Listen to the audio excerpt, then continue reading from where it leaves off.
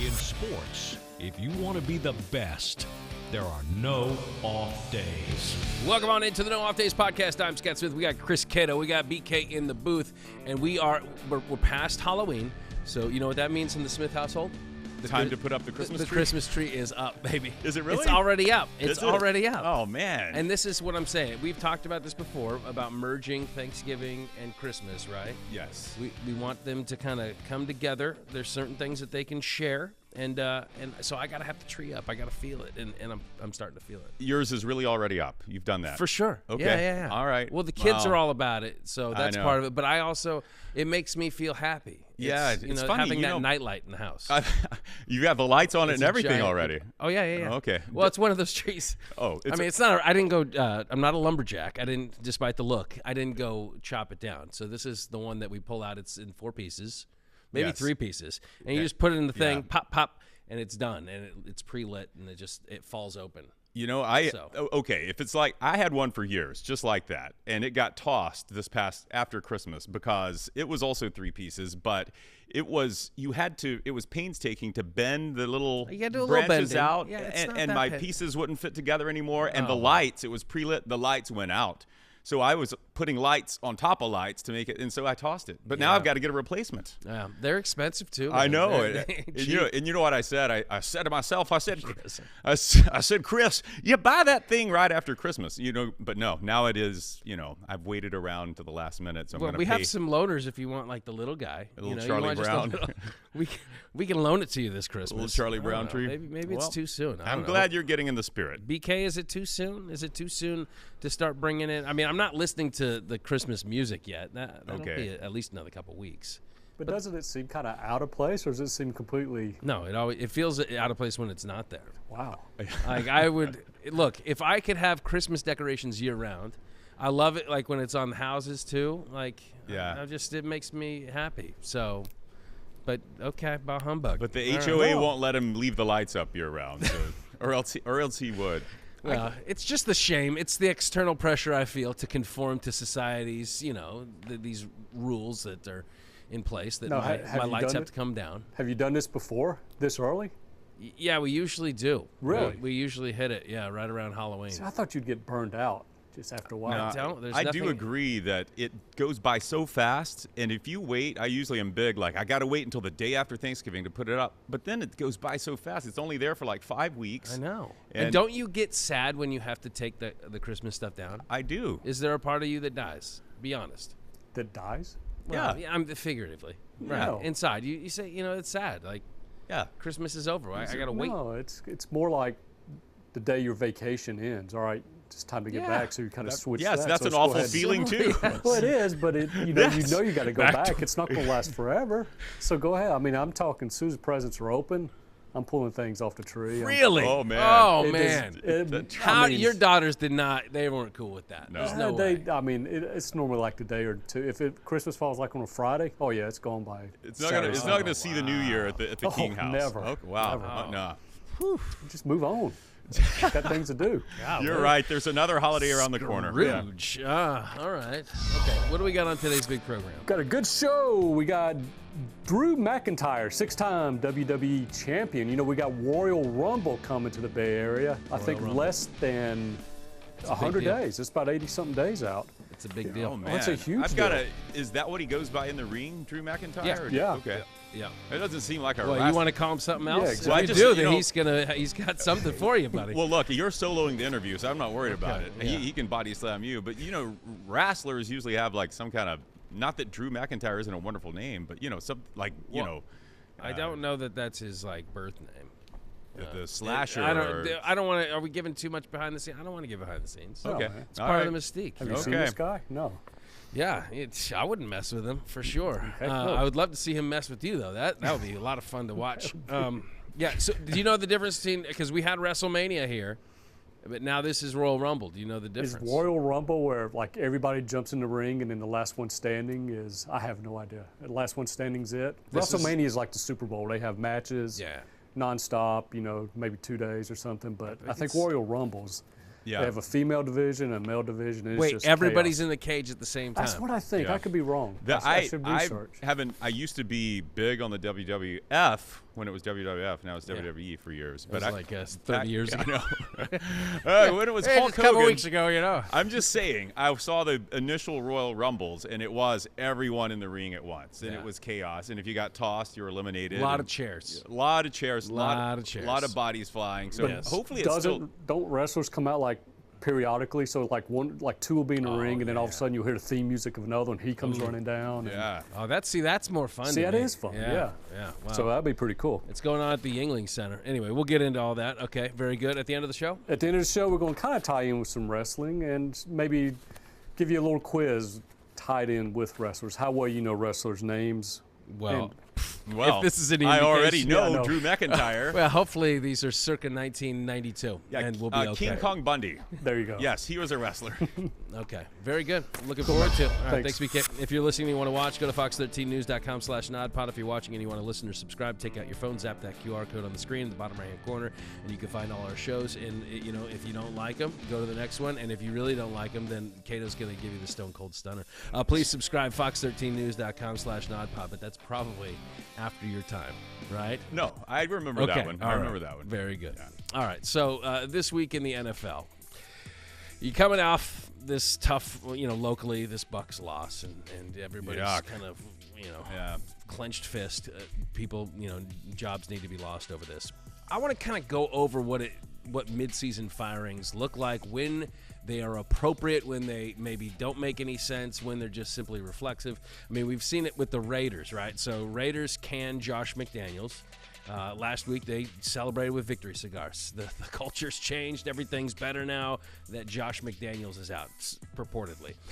Which it's a fascinating what kind of transpired in that little study. But what's your thought on that?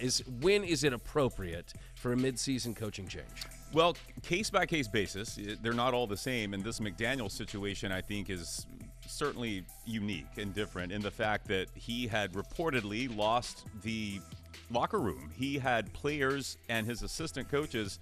They had this meeting before their final loss to the Lions, in which the players and his assistants basically ripped him and said, "We don't like how you run meetings. We don't like that you're often blaming players for play calling issues. And we don't like you overcorrecting mistakes all the time during practice."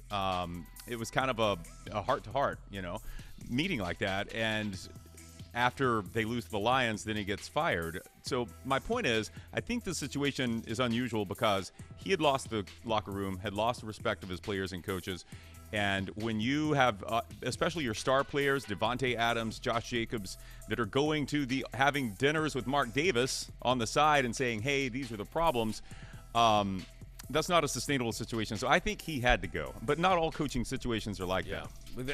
That was the little meeting that they had. They said it was an airing of the grievances, which, of course, Festivus. I was like, Festivus has come early. But this was a different outcome in that regard. What I thought was really fascinating, because do you remember the story? It happened like a week or so ago when a fake story came out about why Josh McDaniels was fired, and it had to do with his Halloween costume, him dressing up like Mark Davis. I did hear that, yes. And then Mark Davis says, "Oh, that's really funny," and then let's take you out to lunch, and they have a fortune cookie after lunch, and inside the fortune cookie, it said, "You're fired," and this was a fake story, but I love that fake story. And I wanted so much. Maybe not too far removed from the truth. But anyway, what actually supposedly happened is that Antonio Pierce, who's one of his assistant coaches, who's now the interim coach of the Raiders, is talking to the group. He's trying to galvanize the bunch, and he's saying, "Hey, kind of reminds me of the 2007 Giants, a team that won the Super Bowl. There was no team that we felt like we could not beat, and that includes the New England Patriots that year, the team that had been undefeated." And then after the meeting, Josh McDaniels says, "Don't ever talk about the Patriots." Seriously saying, "Don't ever talk about the Patriots." This is what happened? Yes. Oh. Based on multiple reports. So that kind of a bizarre interaction, and maybe that had something to do with why Pierce took over as interim coach, because Mark Davis says, "Give me a guy that believes we can win every game." Yeah. So, look, here's my two situations where I think firing midseason is good or appropriate, right? So one is the number one thing. If you lose the locker room, right? Now, this can be a weird deal because sometimes you lose the locker room simply because you're not winning. And so you can have coaches that players don't really love, they don't like, they think you're too strict, they think you spend too much time in meetings or too much time harping on things that don't matter. Right? Everybody has an opinion, and when you're winning, it all gets smoothed over. That's true. Amazingly. Yes. But when you're not winning and all those little personal grievances kind of come into play, now it's, hey, you've lost the locker room. When it happens with leaders, that's the issue, because you can, guys kind of on the tertiary, the backups, it doesn't really matter as much if you lose them. If you lose your main guys, then that's when, the Devontae Adams of the world. So that's number one. Number two, I would say, if it gives you any type of competitive advantage in nailing that next hire, right? Getting out in front of the other Getting out in front. teams. Now, there's, some legal loopholes that you kind of have to go through because, well, you're not allowed to contact other NFL coaches. And, I'm pretty sure it's the same in the college game that, but you know how it works, right? You can backdoor through channels, agents yes. and say, hey, this is a good spot. Anyway, so those are the two situations where, I get it. It makes sense. In the Bucs situation, first of all, I like Todd Bowles, and I don't think it would make any sense for him to be fired at this point in the season, because first of all, I'm not convinced that Todd Bowles is really the main issue. Right. And obviously his head coaching record has not been great. But at the end of the day, like it was all offensive issues for the first 7 games of the season, right. and now the defense, and it's like, oh, he's got to go. Yeah. So it's kind of reflexive. I don't buy that Bowles is in trouble either. The Glazers are patient, right? So Bowles is 11-14 now in his second season, and they're in a division that they could still win, and you can't. So remember, there were talks last week before the trade deadline. Teams were contacting the Bucs about Mike Evans. They're not going to trade Mike Evans when there's a strong possibility they could win the division. And same thing with your coach. You're not going to cut bait on a coach when you could very well end up with 9 wins. 8 wins could get you the division. So it's not I don't think Bowles is in harm's way at all here. Well, his name pops up on the hot seat. You got the Eberfluses, you got the Belichicks. Eberfluses, yes. Who do you think are, if the Raiders are really needing to get out in front of other teams, they're going to fire their coaches in the search. So who do you think? And we see every season 5 to 10. I don't know. coaches. I don't even know that that's it. Like I think the motivation is. The Raiders do this. Right. They're just being Raiders. This is a Raider move, they just kind of say they act a little impulsively, and it's a Davis family trait, and so that's what they're going to do. I don't know that it's because they're trying to get out in front of the next time, although I'm sure they're going to use this opportunity to try to do that. Or maybe they give Pierce a chance to prove he's the guy. This gives him. Yeah. Does Josh McDaniels get another crack? Probably not. Not as head coach. Right? So he is the only coach to have been fired in two different stints in less than 2 seasons at both places. Like, that's hard to do. He has not had 2 complete seasons. We all know he's going back to New England at some point. Yeah. I don't know what they're going to do with Bill O'Brien, but McDaniels is going back. Yeah. All right. Let's talk a little football now. All right. So we have last week we had some really big games. Oh man, it was great. And a lot of them lived up to the hype. We're talking college football now, right? College football. Okay. Yeah, all right. So I didn't know that I needed it. When you gave me that glimmer, I thought you knew. Yes, we're talking about college football. But this week we want most interesting, most compelling games, and for that, BK, do you have a game? I don't want to leave you out. I want to make sure that if you have a game. Yeah, I got a game. He always has a good one. All right, so let's bring it in here and. Let's give the folks at home the most compelling games to watch this weekend. Doesn't have to necessarily be the highest ranked teams, but like games that you just think are gonna be a good draw. I'm torn between 2. I don't know which ones y'all got. Throw them out there. I had Florida at LSU. Okay. And I had Oklahoma State and UCF. See, we never have to worry about you picking the same You're games always we off the pick. grid. Florida and LSU. All right, give me a quick summary on both. Florida's 5-4. They have 3 games left. They got to win one of the next 3 to be bowl eligible. Next 3 games at LSU this weekend, at Missouri, then Florida State at home. Golly, that is tough. That is tough. Wow, they might really not get to a bowl game. Right. So this Jaden Daniels, he got knocked out of the Bama game. So we don't know what his status is for the game. This may be their best shot to get bowl eligible. And bowl eligible, it's not just so much getting to a bowl, it's had extra practices, as you know, that these teams have. So, I mean, as young as this Florida team is, Napier really needs a bowl season. Yeah. So he can get like 15 extra practices in. So that's a game I'll be kind of watching. That's a good poll. All right, Okie State and UCF. It's my favorite. It's just a hangover game. Okie State's coming off the Bedlam win. Right. They've won 5 straight. They're on fire. Yeah. They're on fire. Bring in the Gus bus. Yeah. Mm-hmm. Okay. UCF, they only won, I mean, up until last week, had not won since the end of September. And so you look at it, and I look at this and say, oh, it's a pretty good game. And you see the line, the opening line. And, Cato, you know what trap lines are. Two and a half. 2.5 That's shocking. points. I know. Well, it is. Sorry, is this in Stillwater? No, it's at this UCF. It's so definitely an advantage for the Knights there. They play well. But 2.5 seems like, come on, you think that Oklahoma State, so there's something there that you think that maybe Vegas guys know.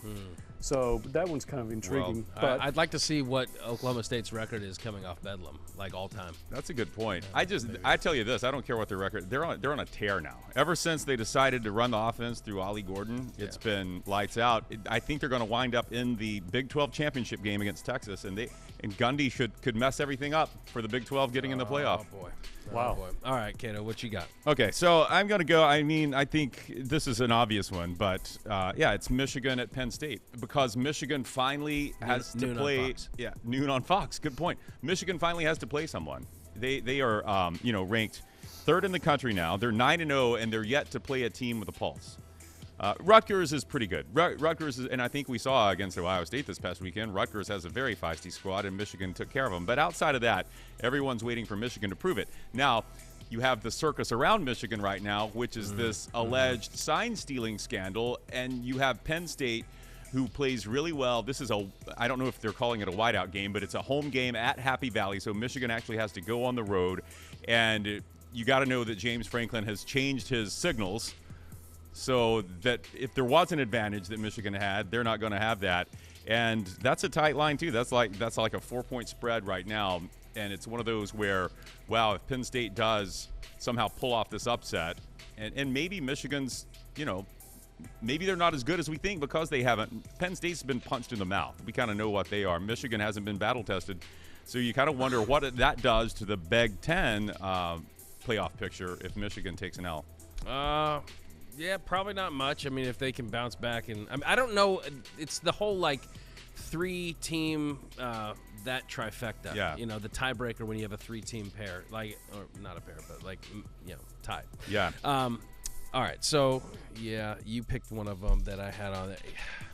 I don't want to sound like a homer, but I got to go USC at Oregon because this could be the game that decides who's going to the Pac-12 championship game. I mean, no, you've got a better one in the Pac-12, but go ahead. No, I don't think so. If you're referencing the Utah-Washington game, no, I don't think so because I don't think it affects anything. Honestly. If Washington loses, Washington's still okay. Yeah, so Washington can lose that game, True. and it's not going to impact.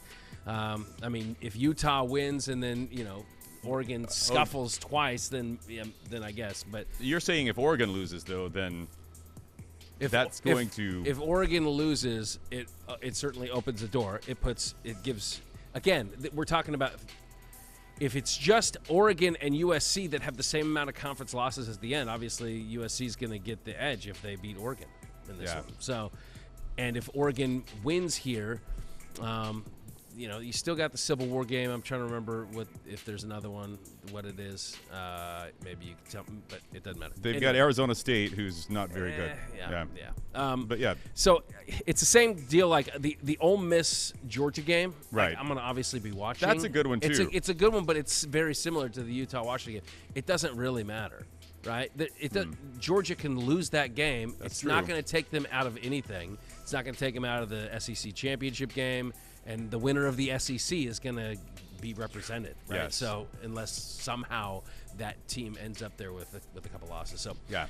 And I mean, I think Ole Miss is, their cake is pretty much baked at this point. Like they don't have a path right? So it would take significant stumbling by Bama. They would need some help. They would need some help. So yeah, I'm gonna go Trojans and Ducks. Okay. And I'm gonna go up. I'm gonna be in the suite with Peter Jacobs. That's right. Yeah. The skybox at Autzen Stadium. That's right. All right, Chris. FSU obviously they're on a roll, and here I am thinking that it has to do with like Jordan Travis and Keon Coleman, Jared Verse, like all these big names, right? Of course, yeah. And most people would probably think that, but I think most people would be incorrect. Okay, because I'm learning about something else now. What? They have a secret weapon. Indeed, they do. This would be Garnet the Goldfish. This is a thing. A goldfish is now part of the mystique of FSU football at this point. Can you believe this? No, I can't, but I do now because I'm looking at some of these images. Apparently, it travels to, or I should say he, I'm assuming he. Garnet travels to all the games. Has been to all of the games. Yeah. Goes in a bag. Even I can't the road imagine games. that's very healthy for a young goldfish to go through. But big football fan, travels. The results, you can't argue with them. You're getting wins each and every week. So I guess the question I have is whether it's like the same goldfish, because there's one thing I know about goldfish is that, and I don't know much, but they all look exactly the same and they cost about 15 cents. So and all the ones I've had have had a nice eulogy to the toilet maybe 5 days after I got them. So here's what I was thinking. Maybe we could verify whether or not it's the same goldfish. Like try to find Garnet? Or if there's like some type of ruse going on. All right? Ready? Yeah, sure. So joining us now is Reagan Seifried. She's actually the aunt. Are you the aunt of Garnet the Goldfish? And you're in caretaker? I am. While Jack is at work getting money to feed Garnet, I am here for him. Jack Heinous? Jack is Garnet's owner. Okay, Jack is the one that has started this thing, right? He is the founder and the father of Jack, or of Garnet. And so how did this start? And is this a real thing? Is this really happening? Yeah, so this started right before the FSU LSU game. He kind of just had a crazy idea, like, why not just bring a goldfish to the game? Of course. And it was just a joke for friends and other students, and then we won. So it's like we had to just keep bringing him because he kept winning. And it's the same goldfish, Reagan. Yeah, it has been the same goldfish. He is really well taken care of. This is the same one that Mike Norvell held, Kirk Herbstreit, even the FSU president has held him. So, well, this is you guys. Jack especially has to be feeling a lot of pressure now because FSU's obviously undefeated, ranked 4th in the country, could win a national championship, but it really all rests apparently on your ability to keep Garnet not going belly up there. So are you guys feeling like, do you check on him like more times than you normally would? Are you giving him like, performance enhancing what's the filtration system like in his tank? So this is his tank right now. He's actually working to get him a bigger one. Good. He deserves it. He has a regular water change every 2 to 3 days. Okay. He's really well taken care of, but yeah, it's definitely a lot of pressure now on Garnet. He's been getting more popular as the games go on, so it's a lot of pressure, but he's doing good. Yeah, he's doing good. He's handling it very well. The hope of Knowles Nation lays heavy on those scaly little shoulders, and I don't know if fish have shoulders, but I know he has big ones. And he's, I can tell by the way he's kind of gallivanting in his little, his pond, his little estuary there, that he's ready for the challenge. How does he? He's definitely ready for Miami, the challenge against Miami this week. I think he'll be swimming just fine against Miami. I'm curious though, just knowing stadium security and how you go through. How does Garnet get into the games? Like, is there? I know he's a celebrity now, but at first it had to be tricky. So yeah, in the beginning, we kind of hid him in clothing to just didn't pass security. Once we got past security, then he was fine the rest of the game. He had no problems, but it was an interesting task to do it at the away games. Like at Boston, for instance, since it was rainy and cold, I was wearing a sweatshirt and a poncho.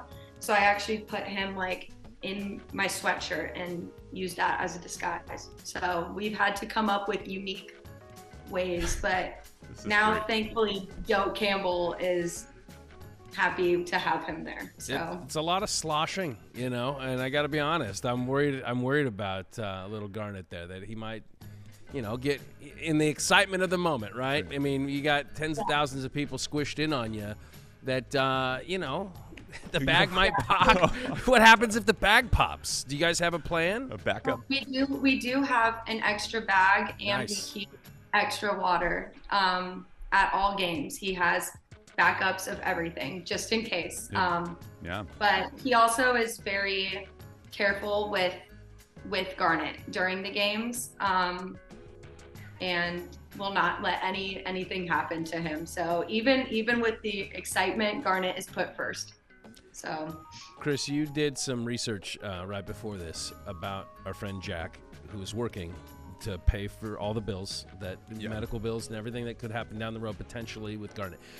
So you learned something else about him, though. I've learned that this isn't the craziest thing he's done for his beloved Seminoles. Jack is the guy. I remember this story going viral, a couple years ago in Mike Norvell's first season.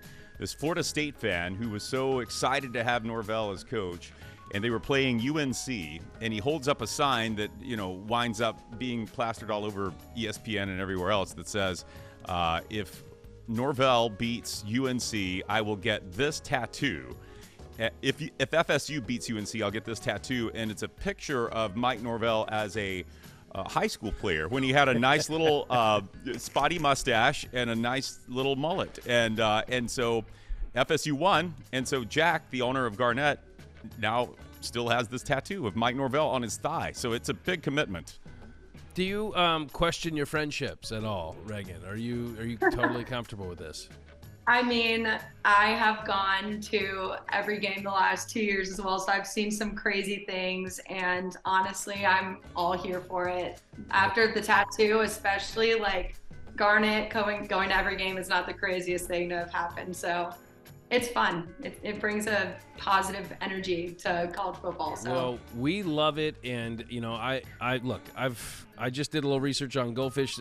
They can live up to 15 years. So if this goes according to plan, I mean, I know that they have that beautiful statue of Bobby outside the football facility. Right. But there may be something in play if we can run this thing out to Garnet's full life potential. This is a dynasty, a goldfish dynasty in the making. I think so. Well, we want to thank you for being a part of the No Off Days podcast. And in whatever way you guys communicate, I know we don't tap on glass, but can you just give him our appreciation to Garnet, that is, and Jack, yes. Any other tattoos that he plans on adding to, please, can you break that news here on the NODPOD? I will. Maybe if we win the national championship this year, he might have to get a Garnet tattoo on the other. Oh, yeah. And maybe Garnet can have a mate. Garnet and Gold, two fish. Beautiful. I know, we love it, though, but thank you for sharing Garnet with us so much. Thank you for having us. Yeah. The wonderful aunt of Garnet, that would be Reagan Seyfried. All right. How about that? They got some mojo going. I mean, whenever you bring in animals, you got rally, monkeys and cats and dogs and goldfish. I never would have thought that the goldfish is the key to the Noles' success, but there you go. Yep. Him around the ring. And now, a back body drop. Well, our guest has been dominating the ring for a while now. Two-time WWE World Champion Drew McIntyre joins us. And, Drew, I realize it's just not the same without intro music and maybe some pyrotechnics. And I do apologize for that. I got to imagine, though, any introduction of you without that, it's a little bit of a letdown, right? Sorry, I can fix that. There we go. There we go. Okay. There, now it feels a lot better. I've always got a sword at hand. This is the smaller version, not the one I use in TV. Angela's 5 foot long. Dave here is only about 3 feet long. Wow, it's handy. Carry it with you at all times. Do you have a favorite entrance of all time? For me, I probably would say my entrance at WrestleMania 35. wrestling Roman Reigns, and there's about 80,000 people there, so it's a lot of people. But I had a bunch of bagpipers come out and stand at each side of me, created a little entranceway for me, playing my theme music, and I walked right through the middle of them with all the fire going off behind us. So that was pretty cool. Incredible. Yeah. What's going through your mind as you are walking toward the ring? Is it simply, hey, I'm thinking game plan? Are you flexing for the muscles, for the cameras? What's going through the mind as you get ready to go? I guess those are in your mind, but for me, it's mostly trying to control your adrenaline, because it's just through the roof. Yeah. When you have an event that big, like the Royal Rumble that's coming up, you have tens of thousands of people in the arena and the stadium, creating such an insane atmosphere. For me, it's the dream I've wanted since I was a kid. So I'm just trying to control that adrenaline, because if you let it get too far, I've always imagined me going out there, getting too excited and passing out, because it's just so overwhelming. But at the same time, it's also trying to enjoy that moment, embrace that moment, and take it in, because one day, I'll be retired, I'll be sitting down, all I'll have is the memories, and I want to remember those moments, like those big entrances at those big shows. So when I was a kid, I was so nervous. I never took anything in. I was so worried about the flexing, like you said, worried about the cameras. I can't recall those moments because I was so tense. So I try and keep myself relaxed so I can retain all these special memories. Well, speaking of big moments, we got one coming up here in Tampa, January 27th. It is Royal Rumble. You won it back in 2020. What are folks in for come January 27th? Non-stop action. That's what you're in for. It's WrestleMania season. It's awesome. We're in the Tampa Bay area at the Tropicana, where I grew up for so long, from 22 years old to my mid-30s. That's where I became a man, and I'm returning back home for this show. For fans that know already, I don't have to tell you. For lapsed fans, for new fans, Royal Rumble's the show to check out, especially live. If you've not seen WWE, we have over-the-top spectacles that you've never seen in your life. The entrances, I have my 5-foot sword that shoots fire.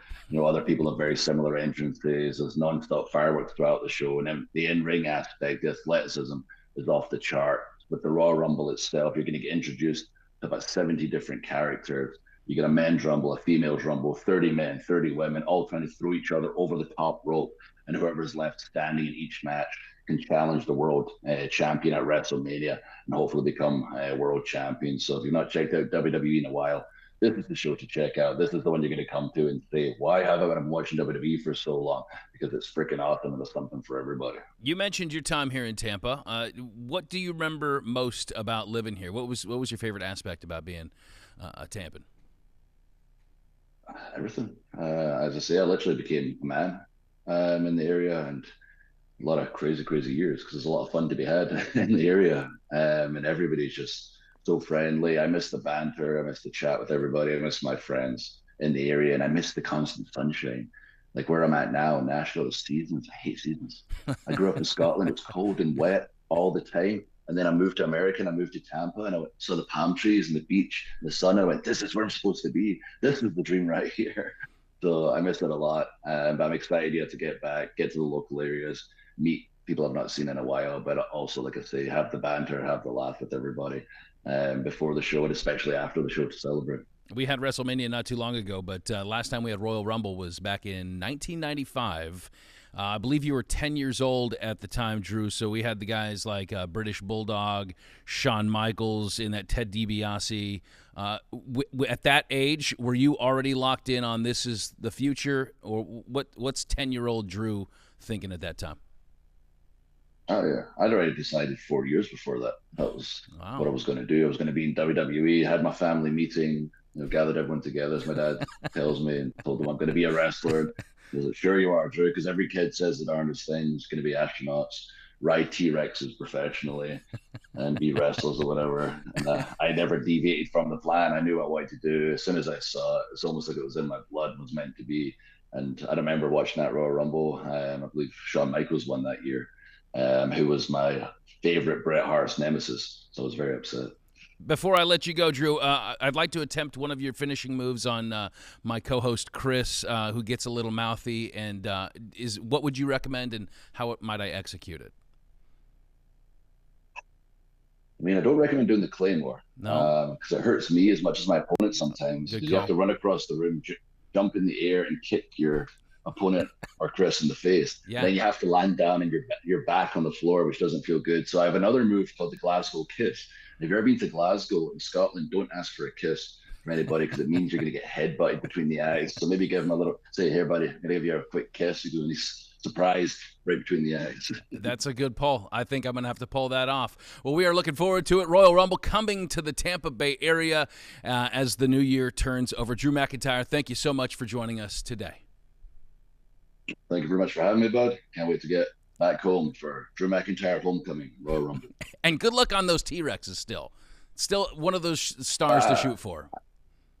Yeah, I'm still dreaming about that one. That's the one I've not made happen yet. You know, I'm working on it on the side. It's a very big project. Right, Hope it doesn't turn out like Jurassic Park. There you go.